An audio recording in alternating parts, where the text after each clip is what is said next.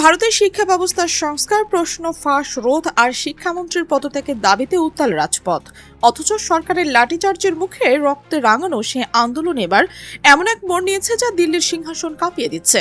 যে তরুণদের উপর পুলিশের নির্মম দমনপীড়ন চলছিল, রাতারাতি তাদের পাশে এসে দাঁড়িয়েছে বলিউডের এক ঝাঁক মহাতারকা, যা গোটা দুনিয়ার নজর এখন ভারতের দিকে ঘুরিয়ে দিয়েছে। যে আন্দোলনের শুরুটা হয়েছিল ক্লাসরুমের চার দেয়ালে আর পরীক্ষার হল থেকে, তা আজ ছড়িয়ে পড়েছে দেশের অলিগলিতে। হাতে জাতীয় পতাকা, মুখে নিজেদের মৌলিক অধিকার আর শিক্ষা ব্যবস্থার বদলে সোচ্চার দাবি নিয়ে আজ হাজার হাজার শিক্ষার্থীর রাজপথ নেমেছিল। তখন হয়তো কেউ ভাবেনি এই লড়াই এতটা তীব্র রূপ নেবে, কিন্তু শিক্ষার্থীদের শান্তপূর্ণ মিছিলের সামনে এখন এসে দাঁড়ালো পুলিশের কাঁটাতারের ব্যারিকেড। চলল একের পর এক লাঠিচার্জ, চোখ ধাঁধানো কাঁদুনে গ্যাস আর বেপরোয়া ধরপাকড়। তখন পরিস্থিতি মুহূর্তের মধ্যে রণক্ষেত্রে পরিণত হয়েছে। আন্দোলনকারীদের উপর আইন শৃঙ্খলা বাহিনীর নির্মম নির্যাতন যখন দেশজুড়ে তীব্র বিতর্ক ও ক্ষোভের জন্ম দিয়েছে, ঠিক তখনই নীরব দর্শকের ভূমিকা পালন করতে অস্বীকার করেছে ভারতের সংস্কৃতি জগতের একটা বিরাট অংশ। তরুণদের রক্ত আর ঘামে ভেজা রাজপথ এবং সামাজিক যোগাযোগ মাধ্যমের দেয়ালে আর একসাথে গড়ে উঠছিল বলিউডের একাধিক প্রখ্যাত তারকা, যা চলমান ছাত্র আন্দোলনকে বিশ্বজুড়ে বিপুল জনসমর্থন ও প্রচারের আলোয় নিয়ে এসেছে। আন্দোলনের পক্ষে সংস্কৃতির অঙ্গন থেকে সবচেয়ে আলোচিত এবং আবেগঘন বার্তাগুলো এটি আসে তরুণ প্রজন্মের প্রিয় সঙ্গীত শিল্পী অরিজিৎ সিং এর কাছ থেকে। খুব সংক্ষিপ্ত অথচ হৃদয়স্পর্শী এক বার্তায় এই সঙ্গীত শিল্পী লেখেন যে আমাদের দেশের তরুণরা অমর এবং ঈশ্বর যেন তাদের লড়াই করার শক্তি দেন। অরিজিতের এই ছোট বার্তাটি আন্দোলনরত তরুণদের মনে দাবানলের মতো সাহস জুগিয়েছে এবং রাজপথে তাদের অবস্থানকে আরো শক্ত করেছে। অরিজিতের এই আহ্বানের পরপরই সংহতি জানান জনপ্রিয় গায়ক হানি সিং। তিনি শুধু সমর্থকদের বার্তাকে নিজেদের সীমাবদ্ধ রাখেননি, বরং দেশের এই উত্তপ্ত পরিস্থিতিতে তিনি গভীর সম্মান জানিয়ে নিজের বহুল প্রতীক্ষিত নতুন গান মুনলাইটের টিজার প্রকাশ পর্যন্ত স্থগিত করার অভূতপূর্ব সিদ্ধান্ত নিয়েছেন। একই সংবেদনশীল পথে পথিক হন আরও এক জনপ্রিয় গায়ক আরমান মালিকও। নিজের জন্মদিনে নতুন গান প্রকাশ করার কথা থাকলেও দেশের এই উত্তাল এবং শোকার্ত আন্দোলনে শিক্ষার্থীদের পাশে দাঁড়াতে গিয়ে সেই পুনর্নির্ধারিত সিদ্ধান্ত থেকে পিছিয়ে আসেন। শুধু সামাজিক যোগাযোগ মাধ্যমের পর্দাতে নয়, রাজপথে সরাসরি নেমে আন্দোলনকারীদের পাশে এসে দাঁড়িয়েছেন প্রবীণ অনুকরণীয় অভিনেতা শাবানা আজমি, অভিনেতা পরিচালক প্রকাশ রাজ, জনপ্রিয় কৌতুক শিল্পী কুনাল কামরা এবং অভিনেত্রী তারা ভাস্কর। প্রবীণ অভিনেত্রী শাবানা আজমি নিজের রাজপথে নেমে আন্দোলনকারীদের শিক্ষার্থীদের সঙ্গে কথা বলেন, তাদের ব্যথার কথা শোনেন এবং অনুশীলনে ব্যস্ত থাকা তরুণদের ঠিক পাশে গিয়ে বসেন। অন্যদিকে অভিনেতা প্রকাশ রাজ সরাসরি মঞ্চে উঠে স্পষ্ট এক দৃপ্ত কণ্ঠে ঘোষণা করেছেন যে তিনি যে কোনো পরিস্থিতিতে তাদের সঙ্গে রয়েছেন। একই সাথে শিক্ষার্থীদের ওপর পুলিশের এমন অমানবিক আচরণ নিয়ে চরম সরব হন তারক গায়িকা এবং অভিনেতা দিলজিৎ দোসাঞ্জ।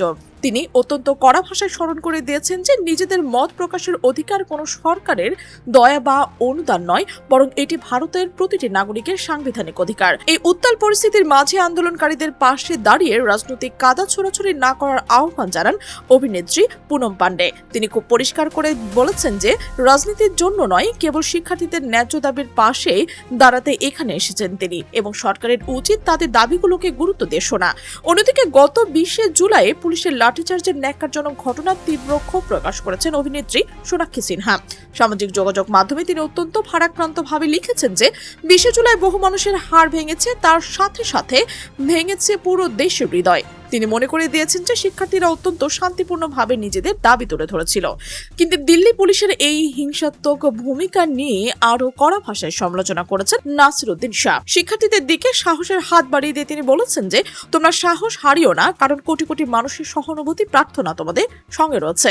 তোমরা তোমাদের ন্যায্য লড়াই চালিয়ে যাও। পরিস্থিতি শান্ত করতে এবং সমাধানের পথ খুঁজতে সরকারের প্রতি সরাসরি আলোচনার আহ্বান জানান অভিনেত্রী প্রীতি জিন্তাও। সাধারণ শিক্ষার্থীদের পাশাপাশি দীর্ঘদিন ধরে আন্দোলনরত সোনাম ওয়াংচুং এর সঙ্গেও অবিলম্বে ফলপ্রসূ আলোচনায় বসার অনুরোধ জানান তিনি।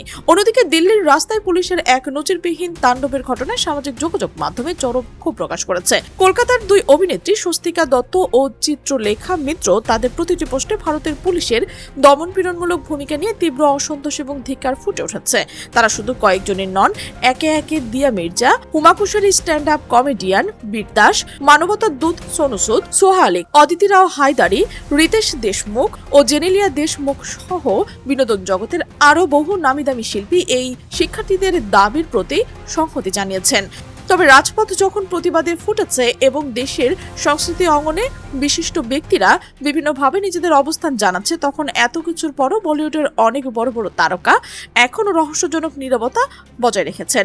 এই নীরবতা সামাজিক যোগাযোগ মাধ্যমে ব্যাপক আলোচনা জন্ম দিয়েছে। অনেকে প্রশ্ন তুলছেন, দেশের গুরুত্বপূর্ণ একটি ইস্যুতে যেসব তারকা সাধারণত সামাজিক বার্তা, মানবিক সংকট এবং কিংবা জাতীয় ঘটনার সময় প্রকাশ্যে মতামত দেন, তাদের একটি অংশ এবার কেন কোনো মন্তব্য করছে না।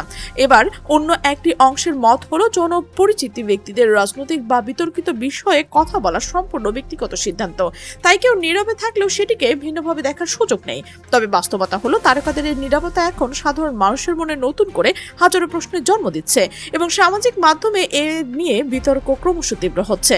দেশের কোটি কোটি মানুষের মনে আজ সবচেয়ে বড় যে প্রশ্নটি ঘুরপাক খাচ্ছে তা হলো, একটি গণতান্ত্রিক দেশের তরুণদের শান্তিপূর্ণ প্রতিবাদের জবাব কি সত্যি লাঠিচার্জ, কাঁদুনে গ্যাস এবং ব্যাপক ধরপাকড় হতে পারে? বিভিন্ন স্থানে আন্দোলনকে ঘিরে আইনশৃঙ্খলা বাহিনীর পদক্ষেপ নিয়ে যেমন আলোচনা হচ্ছে, তেমনি আন্দোলনকারীদের ভূমিকা, দাবি দেওয়া এবং সামগ্রিক পরিস্থিতি নিয়েও চলছে বিস্তর বিতর্ক।